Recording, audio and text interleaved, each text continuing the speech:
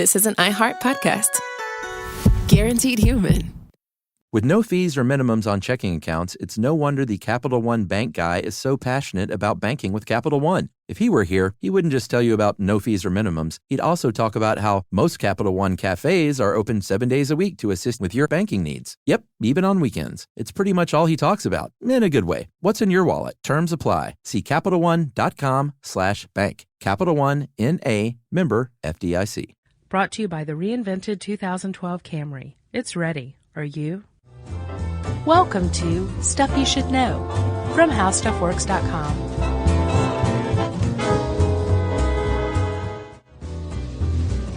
Hey, and welcome to the podcast. I'm Josh Clark. I can feel pain. With me, as always, is Charles W. Chuck Bryant, and he... Hold on. Ow, dude. Chuck can feel pain. Okay. As well. I just tested him. I wanted to make 100% sure. That's the second take, though, and you didn't really have to do it twice. We could have faked it this time. No, I wanted a realistic response. All right, well, that's real. Josh pinched me. It hurt. Yeah. You could tell. Yeah. You all right? Yeah, I'm fine. Okay. How you doing besides the throbbing forearm? I'm great, sir. Yeah. And you? I'm doing pretty good. Good. Everything's just peachy, including with my hair. Yeah, Josh has he shaves his head, and he kind of goofed it, so he looks like a patient from some ward where he had surgery or something on his brain. I didn't goof my hair. That's right. Yeah. The little lady did. I have an Eastern Bloc haircut now. Right. Yeah. So other than that, I'm feeling pretty good. You're right. So you felt emotional pain with your odd haircut. I did, which, by the way, Chuck, is different from physical pain. It is. You knew that. Mm-hmm. Because of a yet-to-be-released audiobook. That's right. It's forthcoming. Uh-huh. It's a little teaser for everybody. That's right. But there are actually people out there, Chuck, who cannot feel pain. Straight up don't feel pain. Yeah. It's amazing. It is. Very rare. But it happens. It is rare, Chuck. Actually, the only hard number that I've seen is 60. 60 reported cases worldwide. 60 since 1983. Actually, I've got 35 in the United States as of now. Yeah, I saw that number as well. I've seen people who just plumb said we have no idea how many. Yeah. Could be underreported. Sure. Especially with younger kids. What we're talking about is called congenital insensitivity to pain with anhidrosis. Right. Otherwise, we're just going to call it SEPA for short. Right. Because that's much easier. And that is actually part of it's a subtype of a larger disorder called hereditary sensory and autonomic neuropathy. And this is actually the type 4. SIPA is type 4 HSAN, right? Yes, and it's the most severe. Well, we'll get into what it all means, but it's the most severe. We will. There's actually kind of a recent famous case of it. There's a British physician named Dr. Geoffrey Woods. You heard of him, Chuck? No, but is he one of the GEOF guys? Yeah. Yeah. He's British. Yeah. He spells program with 2 M's and an E. Right. But Dr. Woods travels to Pakistan fairly regularly. And while he was there, he heard about a kid who used to pass like thick needles right through his arm, walk on hot coals, right, and showed no signs of feeling pain whatsoever. And he wasn't in the Jim Rose circus? No. Okay. He wasn't, actually, but he probably could have done a lot better for himself than just on the streets of Lahore. Yeah. Right? With Dr. Woods heard about this guy, this little kid, and was kind of interested, and finally got around to trying to go see him. Right before he could see him, the kid, around his 14th birthday, died. Actually, he was, I don't know if he was dared or he was doing it for money or whatever, but he jumped off a roof and died. Ugh. But Dr. Woods got a hold of this kid's family and actually found out that a bunch of them have no sensitivity whatsoever to pain. Oh, really? Yeah, which is also called analgesia.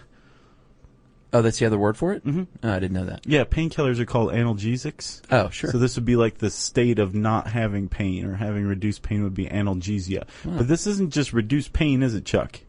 No, we're talking about you can feel pressure, but you can feel no pain, and you can feel no heat or cold. You can feel no temperature on your skin either. Right, that's the one with anhidrosis. Yes, exactly. Okay, let's talk about the pain part first. Let's talk about pain in general. Okay. How do we feel pain? Well, Josh, your nervous system is where all this happens, and we're talking about your brain. Right. This is your brain on pain. Yeah, your cranial nerves, spinal cord, spinal nerves, and other things like your ganglia and receptors, sensory receptors, stuff like that. Right. And your nerves carry messages to your spine, through your body to your spine. Spine carries it to your brain, and the receptors, if you burn your finger or something, will send the message up through the spine to the brain that says you got burned, it hurts. Right, and it sends a response message that moves your hand away real quick if you're touching a hot stove or something like that. Yeah, you can take it from here, though, because you're Mr. Doctor Guy. Dr. Clark.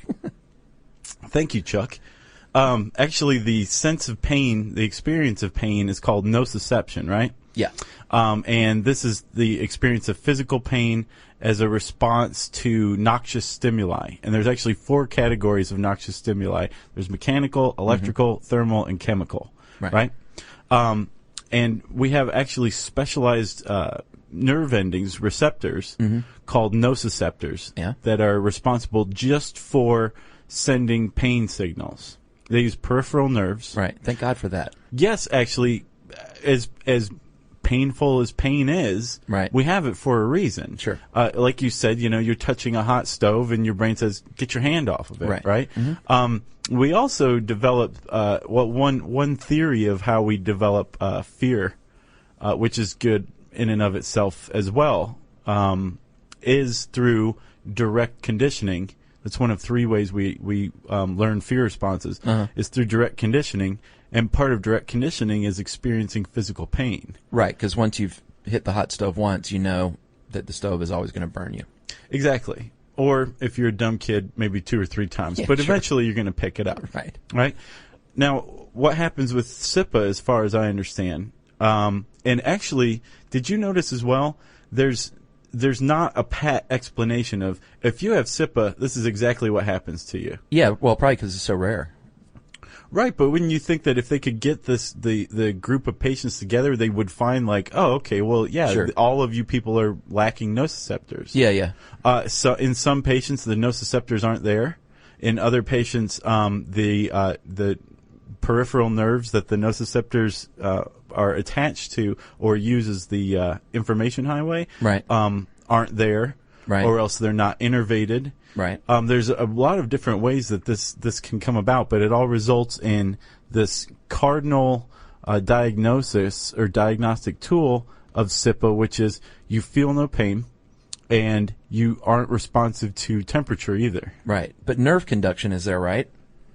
It depends. On some of them, there's innervation. In others, the nerves aren't conducting or they're not capable of conducting. And specifically with anhidrosis, I think there's no innervation of the nerves in the sweat glands.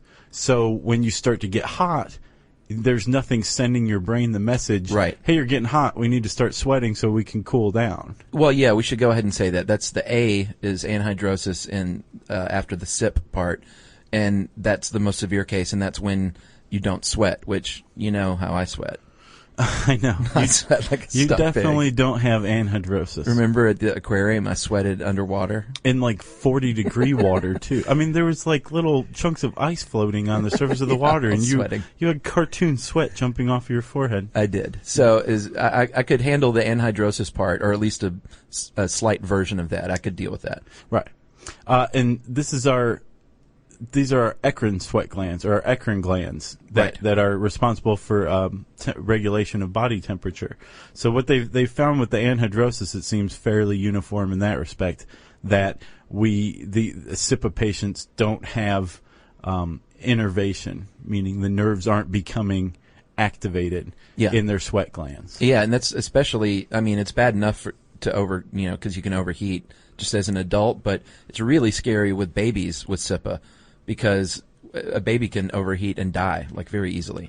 Well, yeah, actually, I think 20% of people who have SIPA die before or by the age of 3. Yeah, I saw that stat. And I think another quarter of those deaths are from sepsis, from an untreated infection. Right. One of the things about not being able to feel pain is you can cut yourself, and if you're a kid, you don't think, well, I better treat this cut. Right. And at the same time, you're not crying, so your parents aren't alerted. Right. And so this cut can go untreated, become infected. Mm-hmm. When the cut is infected, the body's immunological response raises your body temperature. Right. It can lead to a fever, and unchecked, this fever can actually lead to brain damage. Right. So a lot of patients with SIPA who've made it past 3 or so have some form of mental retardation. Yeah, they. I also saw where we'll get to the tips later, but since you brought it up, one of the tips for small kids is they'll teach the child to recognize blood and teach them what that means. So if you see blood, you need to come find mommy and daddy real quick because you don't know you're hurt, but that's a bad thing to happen. So come find mom and dad. Yeah, and I thought these tips that, like you said, we'll get to in a minute, they were pretty clever. Right. Or come find mom and mom, or dad and dad. Nice, Chuck. You're a 21st century guy, aren't you? We want to be open-minded around here. Or just mom or just dad. Or Uncle Charlie, who's slightly or grandma. creepy. Or grandma. Yeah. Or grandpa and grandpa. There's all kinds of scenarios. There's a lot of... No, the first person to be legally pronounced asexual was... legally pronounced asexual in the last couple of weeks, I believe. Really? Yeah, it's true. Very interesting. What's Nice the sidebar. doing on that? Yeah. Okay. Where are we, Chuck? Let's talk about SIPA, the medical history of SIPA, okay? Okay. As far as I could find, it was first described in 1847. And described as what is going on here? Yeah, exactly. And actually in the 60s, I read an article in 1960 that was based on a hypothesis that people who feel no pain it was actually a psychological disturbance. Oh, really? There had been such a massive affront to their ego that as a response, the response that their ego mounted resulted in a loss of the sensation of pain. That's such a 60s notion, too. It totally is. So that cat just can't feel pain. He is so out there. Right. He's so far out. There was a doctor who was surveying this literature of certain patients, and he was describing how the diagnoses went. And there's this one poor guy in the 50s who he was described as a pretty nice, upbeat, bright guy. And he goes to the doctor and is like, I can't feel pain. And the doctor's like, oh, yeah? So you can see this half-drunk doctor, right? Right. He's got a glass of scotch in his hand or something. A cigarette in the other. Oh, right. And, right. And the little reflective thing on his forehead. And he ran this guy through a battery of tests, including squeezing his testicles, running an electrical current across his lower teeth. Wow. And, Chuck, it gets worse, taking a skin and muscle biopsy without anesthetic. Did he do each of these, and was he like, what about that? No, you feel that? Yeah, can't you imagine, this doctor's like, oh, yeah, that didn't hurt? Yeah, well, try this. Yeah, keeps ratcheting it Exactly. up. Wow. Yeah. So the psychological idea was discarded pretty quickly, and now, because we're in the age where the genome has been cracked, it's all genetics, right? Yeah, and I guess we should go ahead and mention, too, that they think they have narrowed it down to a mutation of the TRKA parentheses NTRK1 gene, which appears to control nerve growth. But, again, they don't know for sure. They just think that might be the culprit. Right, Chuck. That seems to be the likeliest candidate because that gene actually it's responsible for producing nerve growth factor. Right. Which goes and recruits neurons and nerves. I guess it would be neurons to become nociceptors. Oh, okay. And so that wouldn't happen. Right. Right? But they're kind of speculating still a little bit, right? Yeah, we still don't have an idea. I mean, 60 cases reported worldwide. Right. 35 in the U.S., maybe. Yeah. Although it does seem like it would be genetic, like that kid in Lahore, Pakistan, when he died and the doctor went to go see his family and found out he had siblings that had the same condition. Sure. That suggests either something environmental, close to the home, or genetic. And that's kind of what they're leaning to. Yeah. Is the genetic part. Right, Josh. They do think, or do they know for sure that it's an autosomal recessive disorder? I don't know how they do, but that's how I take it. Right, which means that both of your parents must pass down a copy of this gene. So each one of your parents has this mutation, and it's not related to gender or anything, but they do know that both of your parents have to give it to you. Right. So that's probably what makes it rare as well. Well, yeah. Both of your parents have to have this really rare thing.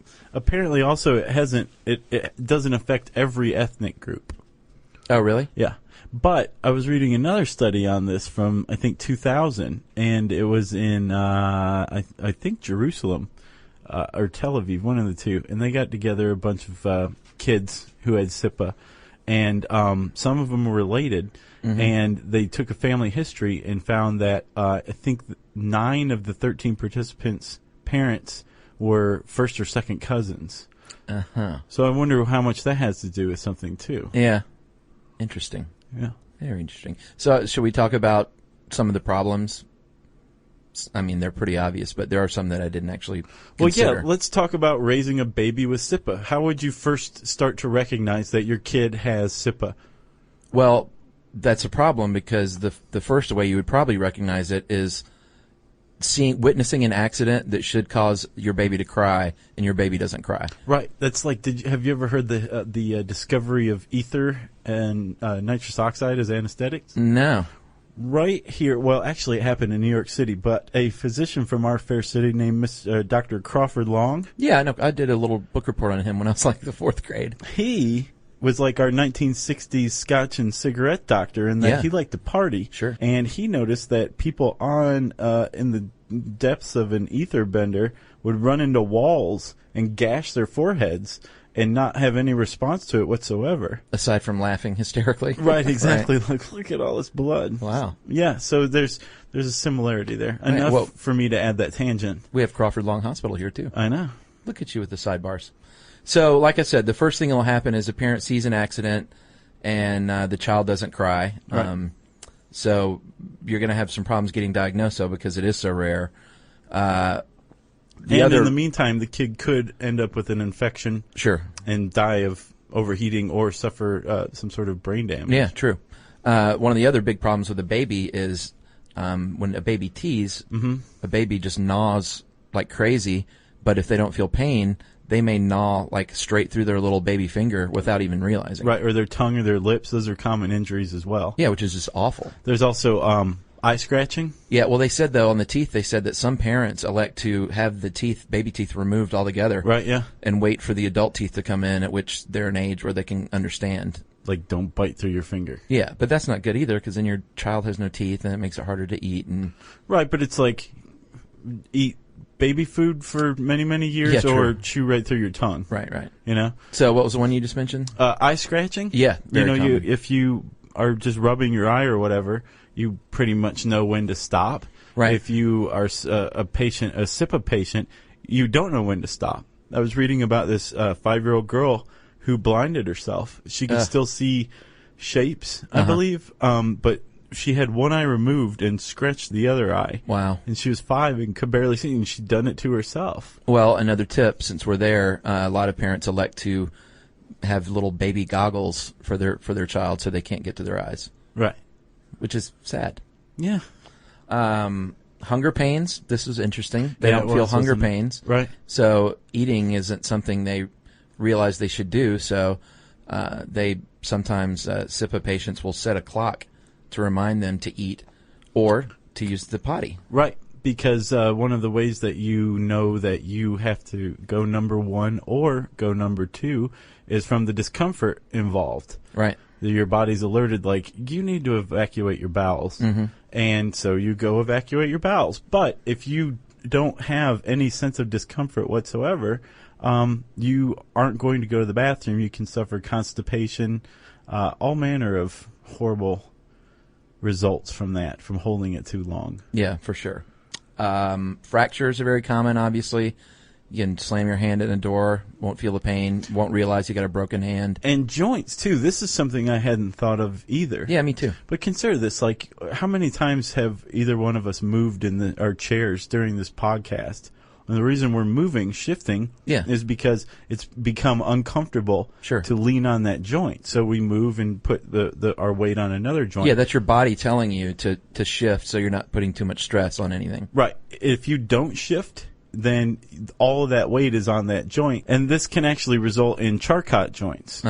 These are joints where basically you can't feel pain to develop Charcot joints because when you it's the result of like a prolonged and repeated destruction of a joint, right, or several joints, and what happens is like little bone fragments break off, and then you have bone pieces grating in the joint. It fills with fluid, and there's definitely a point of no return that can lead to amputation, limb replacement, that kind of stuff.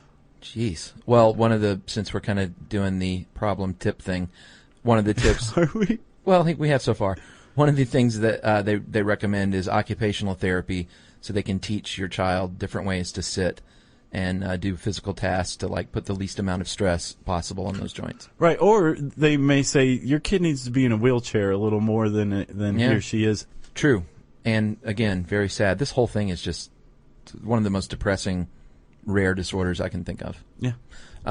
If you have a baby that has SEPA, you should probably do a regular check over your child. Like, you need to baby-proof the heck out of your house. Like, it's baby-proofed anyway, but you really need to go overboard with softening corners and things like that, making sure the stove and anything dangerous isn't accessible, the knife drawer, that kind of thing. Right. But you should also check your child for, until they're old enough to do this on their own, check them for injuries, a couple, 3 times a day. Also, because of the anhydrosis, a lot of families opt to move to cooler climates. Yeah. Just, to protect against overheating. Yeah. And Katie Lambert wrote this article of Stuff You Miss in History Class. Right. Our cohorts. And Katie supposed that as far as getting exercise, which, everyone needs, that swimming might be a good thing for them to do, and that kind of made sense to me. Yeah, but have you ever swam and sweated underwater? Well, I have. Well, yeah. But no, I wondered about that because if you think about it, if you are sweating underwater, then your body's saying you need to be cooler than the ambient water temperature. Yeah, true. So it could still lead to trouble. I guess get in cool water, and maybe don't swim so much that you're going to be sweating. That'd be my advice. There you go. Dr. Chuck's advice. That's good advice, Dr. Chuck. Although water is a good medium because it's easier on the joints. Yeah, well, I think that's why she recommended it. Sure. There is no cure. No. That has happened yet. And it's so rare that it's one of these things, it's hard to get a cure when you don't have anyone to test it on. Yeah. Although, Chuck, don't you think the advent of stem cells will probably cure everything? I hope so. Well, think about it. If it's a genetic flaw, usually that means that an enzyme or a protein isn't being produced. Right. So you just use stem cells to generate that enzyme or protein, and booyah. Dr. Clark. No more SIPA. Says booyah. Yeah. There are a couple of websites. Should we go ahead and plug those? Sure. Gift of Pain is a website set up by a family whose daughter has SIPA. And if you want to have your heart broken and learn a little bit, you can go visit there. And helproberto.com is another one that details a young boy with SIPA. And, Chuck, also there is, from what I understand, a pretty good documentary called A Life Without Pain by director Melody Gilbert. And it's about SIPA. Oh, really? And it's supposed to be pretty cool. I haven't seen it. But anybody interested might want to rent that. Yeah, I'll check that out. And I say look for a pain podcast in the future. I think we should do one on pain.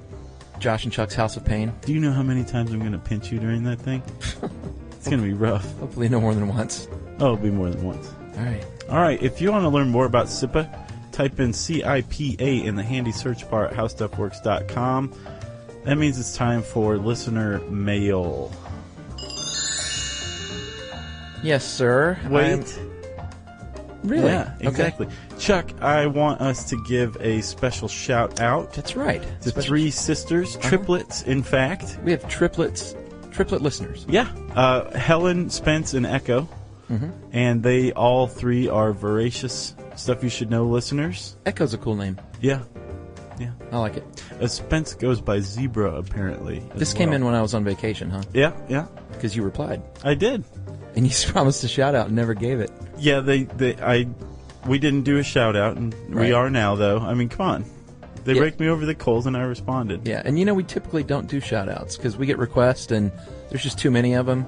Yeah, but how many triplets do we have listening to Exactly. us? Yeah. So if it's something remarkable, or if you want your name read so bad, just tell us your quadruplets and make up 3 names. Exactly. So you guys keep the fort down, and thanks for listening. Thank you, girls. And we'll get to listener mail eventually, I think. Yes. But we should probably plug Facebook and Twitter. Tweet. We are children of the next generation. I don't know. Modern dudes. No. Y, I think. No, you're X. I'm Y. No, seriously. That says it all. We're definitely not millennials. So, yes, we are on Facebook Wait a now, minute. for sure. We are on Facebook. We have consolidated we had multiple pages. It was kind of a mess, but now we're all consolidated. We are personally putting stuff on Facebook and talking to people. It's kind of fun, actually. Yeah, it is. You're doing a heck of a job, Chuck. Well, thank you. You can type in Stuff You Should Know on Facebook's handy search bar, and that should bring up our page. You go ahead and join. I'm very curious to see how many people join. Yeah. You know? As long as we have more than all the other podcasts combined, I'm fine. Yeah. And the same goes for Twitter, too. Do you have that same desire, that same goal? Yeah, I've embraced Twitter. I can't believe it. Yeah. I'm tweeting. Yeah. Chuck's first tweet was hilarious, as I imagine all successive tweets will be. Our Twitter name is SYSK Podcast. That's our Twitter name. Yeah. So, SYSK Podcast. right, the little @ symbol. Sure. For those of you who don't know. How that works. Right. So you can check those out. Join up, follow us, and we will be interacting, right? We're going to come down from our ivory tower. Right. Yeah. All right. So, Josh, I'm going to call this Earthquake Survivor. Did you read this one? No. Pretty remarkable. You're back. You're not on vacation anymore. Hey, Josh and Chuck, I just wanted to email and say thanks for unknowingly doing a lot to keep things normal for me in the least normal of times. Let me explain. I live in Santiago, Chile, and in late February I was invited to the camping trip in a place down south called Isla Moja. Do you like my phonetic pronunciation? I do. It's nice. It was all really last minute, but before leaving, I managed to grab a hold of your latest podcast, which was How Braille Works, put it on the old iPod, thought I might need it for the long bus ride. And I only grabbed that one because, being a true fan, I had already listened to the others. So, good for you, Ignacio. On our second night camping on the island, we had an 8.8 Richter earthquake, if you remember. And we were pretty near the epicenter. We had to run from a tsunami, which only gave us about 7 minutes to get to higher ground after the earthquake. Our tents and all of our stuff was washed away. We never saw it again. Turned out we had it easy. Most of the homes on the island were taken by the wave, and we camped without tents, of course, with the locals up on a hill for a couple of days before being able to even take a plane to start our journey back home, which was difficult, Josh, because the bridges were down, streets were cracked, and there was no gas at the gas stations, that kind of thing. Yeah. For like 5 days. In the middle of it all, I was feeling really bad about everything, though grateful for being alive, and I was not really knowing about my friends or family since cell phones were down, and I was in the middle of the least normal situation I'd ever been. Then I remembered I had your podcast, pulled out my iPod, which I'd saved in my fanny pack, and just listened with my eyes closed, really happy, because that was, for the first time, the only connection to normal I had. That is awesome. Really cool. Wow. It made the hugest difference, so I wanted to say thank you so much. I'd like you guys to stop and think what a difference you can make in the listeners' lives. So let's stop and think for a moment. All right. All right. Nice. That feels good. Yeah. How often do we just sit and be quiet? Never. Because It's that'd like be the really bad opposite radio. of what we're supposed to do. You have a loyal listener for years to come. That is from Ignacio, Thanks, Ignacio. who's alive and well. Thank God. Did you hear about the Desarmes family, or the Desarmes? No. They're a family from Haiti who survived the Port-au-Prince quake. And they had a son who lived in Santiago who's like, come live with me. You're kidding. They moved to Santiago just in time to survive the Chile quake. Survived both, though? Yeah. Wow. Yeah. And since you said that way, the name, what did you say the name of the place was? Santiago? No, Port-au-Prince? No. Desarmes. The Desarmes? Yeah. They're the family. Des Plaines, Illinois, we should say. Well, We goofed that one. We didn't know. It's apparently Des Plaines. Des Plaines, Das which Boot. sounds very strange because it would seem like it would be silent. But everyone made fun of me saying, you sounded like Tattoo with Des Plaines, Des Plaines. So, I think I said it. No, We're the same. Yeah, we're interchangeable. My pain is your pain. You can switch our guts, right? Our bellies. So officially, I would like to switch bellies. Yours is slightly smaller than mine. Thank you. Officially, we'd like to make that correction. It is Des Plaines, Illinois, and it's Eau Claire, Wisconsin. No, it's not. And in Canada, they call Canadian bacon. Yes, Canadians, we have corrected that for 2 years now, so you can stop with the emails. It's a joke. If you have a correction you want to send Chuck or me, or you want to get into some email combat over a topic and issue something like that, send us an email. Do not cite Wikipedia to support your claims, or else you've lost right out of the gate. Yeah, do better. Wrap it up. Send it to stuffpodcast@howstuffworks.com. For more on this and thousands of other topics, visit howstuffworks.com. Want more How Stuff Works? Check out our blogs on the howstuffworks.com homepage. Brought to you by the reinvented 2012 Camry. It's ready. Are you? At CVS, it matters that we're not just in your community, but that we're part of it. It matters that we're here for you when you need us, day or night. And we want everyone to feel welcomed and rewarded. It matters that CVS is here to fill your prescriptions and here to fill your craving for a tasty and, healthy snack.